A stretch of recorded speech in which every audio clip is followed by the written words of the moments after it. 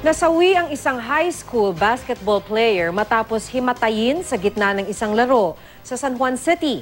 Naisugod siya sa ospital pero binawian din ng buhay matapos ang 2 araw sa ICU. Makibalita tayo kay Mav Gonzalez. Kapapasok lamang ni CJ Cervellon sa Team A ng Jose Rizal University Light Bombers.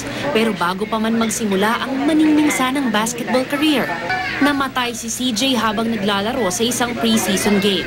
Bumuhos ang pakikiramay sa burol ng high school basketball player kagabi.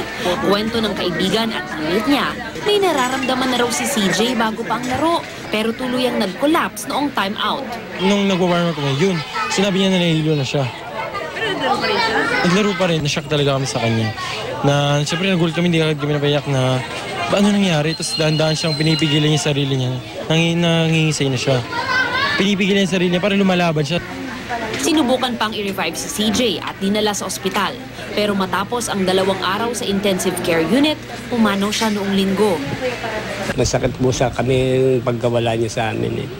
Kasi napakabait na bata po eh. Hindi po nagkakasakit yan eh. Nagulat nga po kami yung araw na yon, biglang nag-collapse po siya. Pero wala po siyang iniindang sakit. Naglabas na ng statement ang JRU at sinabing nakikiramay sila sa pamilya Cervellon. Pinag-aaralan naman ngayon ng pamilya ang paghahain ng reklamo laban sa organizer ng tournament.